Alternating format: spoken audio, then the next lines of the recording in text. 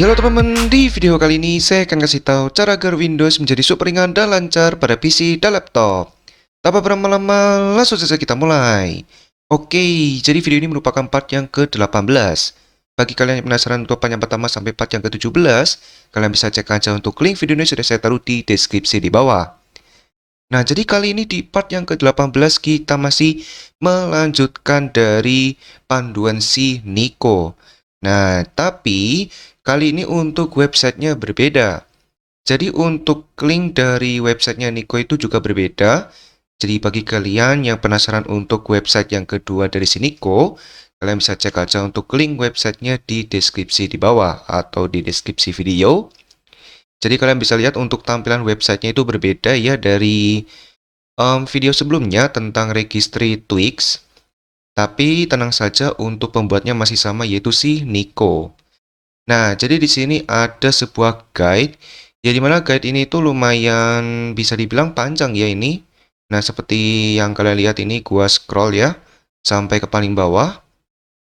Nah, tapi sayangnya di panduan pada websitenya ini, yang kedua, sayangnya itu kebanyakan dia menjelaskan tentang jaringan internet. Ya, dimana jaringan internet yang dia bahas itu adalah Ethernet, bukan jaringan WiFi atau WiFi. Jadi kalau kita itu masih pakai WiFi atau WiFi, sayangnya kita nggak bisa ngikutin nih. Nah ini nih panduannya nih. Nah ini dia.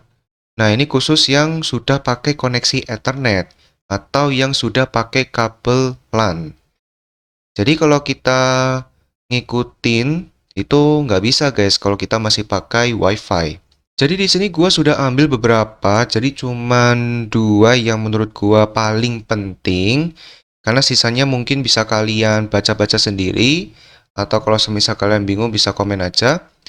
Nah, jadi di sini yang gua ambil itu yang pertama ada di bagian desktop Windows Manager. Nah, ini dia.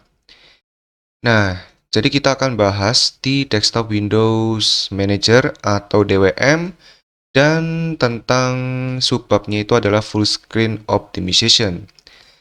Oke, setelah gua baca dari penjelasannya si Nico ini yang super duper panjang, gua dapat simpulkan bahwa ini tuh ada kaitannya dengan game yang sering kita mainkan. Entah game online, game offline, game apapun itu, pasti ada yang namanya full screen atau mode full screen. Nah, jadi untuk full screen optimization itu bawaan dari Windows. Jadi setiap kita membuka game itu pasti modenya adalah full screen, yang dimana full screen itu sudah dioptimalkan langsung oleh Windows, yang dimana akan ini lebih baik gitu. Nah, justru ada beberapa pendapat itu bahwa full screen optimization itu kurang baik. Jadi kita bisa langsung memaksa game yang kita mainkan itu menggunakan full screen eksklusif atau bisa disingkat FSA. Kalau full screen optimization bisa disingkat FSO. Nah, jadi kedua mode full screen ini itu sangatlah berbeda. Jadi bisa ini ya, ditemukan di beberapa game online yang sering kita mainkan, seperti Valorant, lalu Counter-Strike 2, dan masih banyak lagi.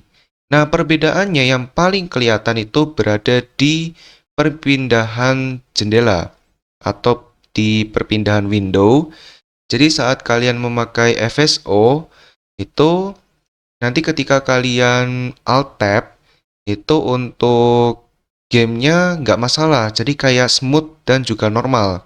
Tapi kalau kalian memakai FSA, saat kalian Alt Tab, nanti layar kalian bakal black screen, lalu normal kembali.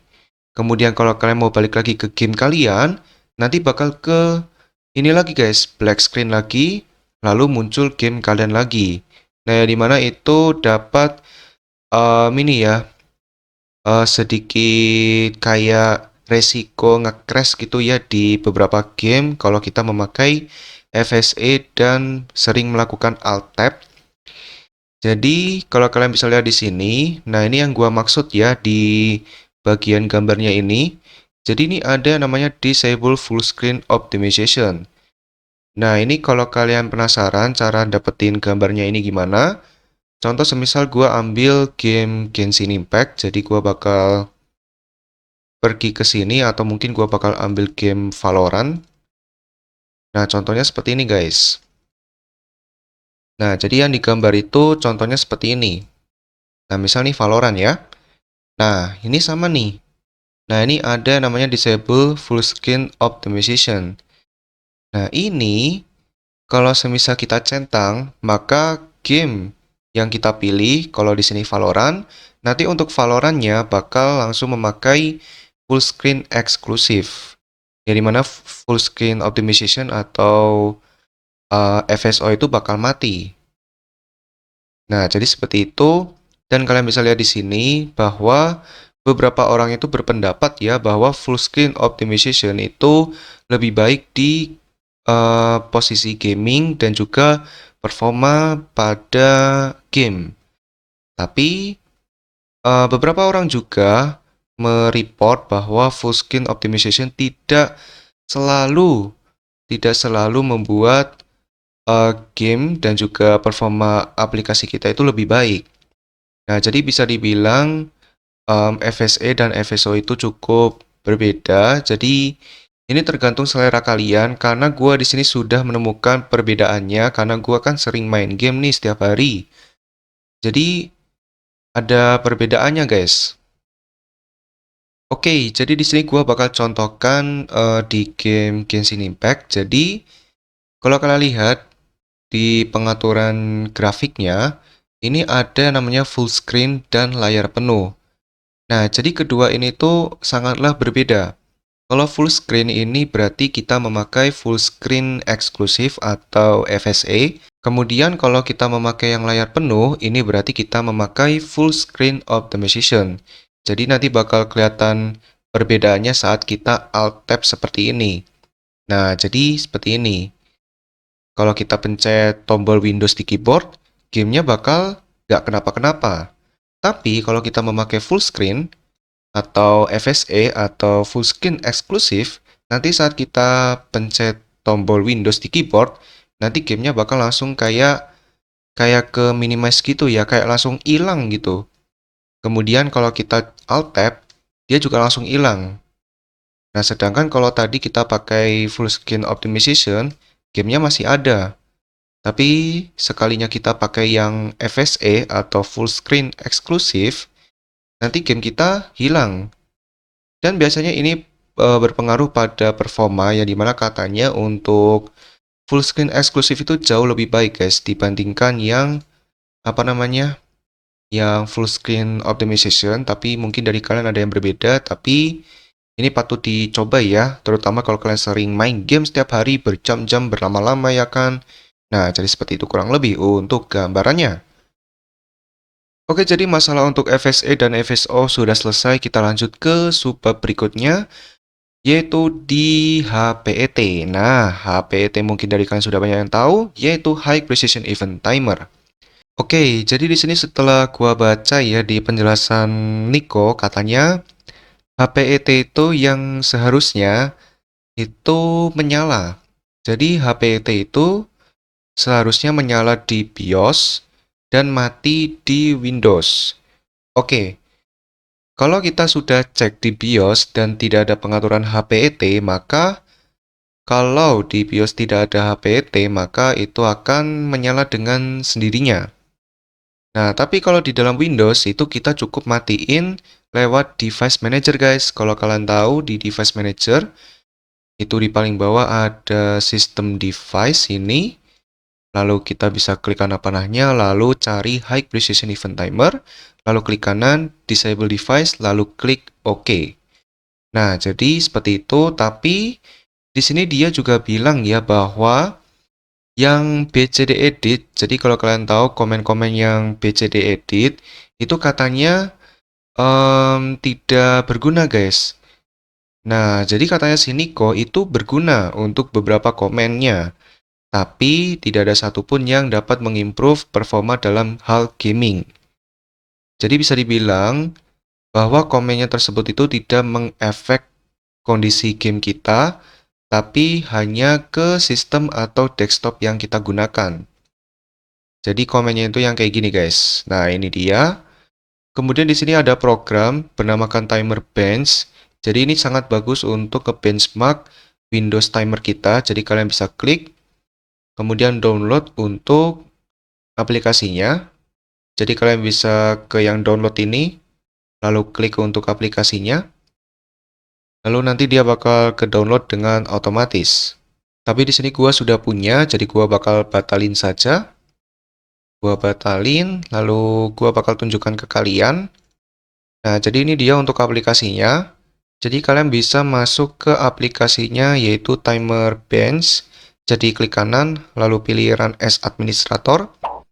Kalau muncul seperti ini, kalian bisa klik Yes. Kemudian nanti dia bakal kebuka dengan sendirinya, dan perlu diketahui bahwa aplikasi ini tuh portable, jadi dia itu tidak perlu keinstall langsung ke komputer atau laptop kalian. Nah, jadi kalian bisa lihat di sini bahwa ini ada CPU, GPU, dan masih banyak lagi. Kemudian di sini tertuliskan bahwa QPC mode itu keterangannya adalah invariant TSC 10 MHz. Nah, kemudian kalian perhatikan di sini. Ini kalau gue itu tulisannya enable HPET. Nah, mungkin dari kalian tombolnya bukan enable, melainkan disable HPET. Nah, kalau tombolnya itu disable HPET, berarti posisi HPET kalian itu lagi nyala. Sedangkan kalau tombolnya itu bertuliskan enable HPET kayak gua, nah berarti kondisi HPET kalian itu mati. Jadi lebih baik kalian langsung matiin aja guys. Kalau tombolnya itu disable, berarti kalian bisa klik. Tapi kalau udah enable kayak gini, cukup tinggalkan saja. Kecuali kalau kalian mau benchmark, kalian bisa klik run, dan nanti bakal ke benchmark guys. Nah ini dia benchmarknya. Nah seperti ini guys benchmarknya. Dan nanti kalian bisa coba sendiri kok. Tapi di sini gua bakal cancel dulu aja. Jadi nanti kalian bisa lihat di bagian max frame time dan juga apa namanya intervalnya ini. Jadi seperti itu kurang lebih untuk aplikasi Timer Bench. Kita lanjut lagi. Nah ini ada beberapa komen yang berupa BCD edit. Sebenarnya kalau kalian mau eksekusi untuk komennya ini juga gak apa-apa. Caranya itu kalian bisa buka comment prompt, cari di menu pencarian Windows, ketik cmd, lalu kalian buka comment prompt dengan cara run as administrator, lalu klik yes. Kemudian di comment prompt kita tinggal kopikan aja untuk komennya dari sini, untuk komennya. Jadi bisa diklik kanan, pilih copy, pastekan di comment prompt, lalu enter. Kemudian ini juga, ini. Nah, jadi yang ini itu untuk laptop ya. Jadi ini untuk laptop, dan untuk disable dynamic tick itu merupakan suatu fitur power saving. Jadi mana kalau untuk laptop itu bagus, tapi kalau untuk komputer atau PC itu jelek. Jadi mana itu bisa merusak performa. Jadi seperti itu. Jadi untuk pengguna komputer bisa dimatiin ya untuk disable dynamic tick. Kemudian ini juga bisa dipastekan di sini lalu enter, dan sudah selesai. Kemudian ini ada beberapa program yang ada kaitannya dengan HPET. Gua jujur nggak pengen bahas satu-satu ya. Jadi di sini ada Windows System Timer Tool yang dimana ini program tua tapi masih berfungsi. Timer Resolution, nah ini udah populer ya. Timer Resolution. Terus ini ada WinTimer Tester, ini gua nggak tahu program apa. Terus ini ada Latency Mon, ini untuk membaca latency pada Windows kita. Kemudian di PC Latency Checker, nah ini programnya sudah ada nih di gua. Nah ini ya, di PC Latency Checker. Nah, jadi programnya seperti ini, untuk mengecek latency pada sistem atau Windows kita. Kemudian, ya sudah selesai, jadi seperti itu aja.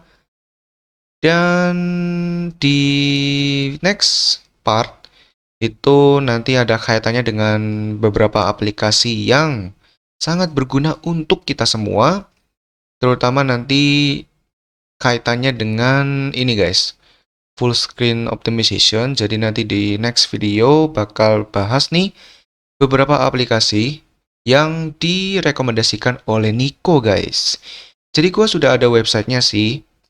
Nah ini dia, kalau kalian bisa lihat nih, Useful Apps and Tools. Nah nanti kita bakal bahas di next video ya, oke?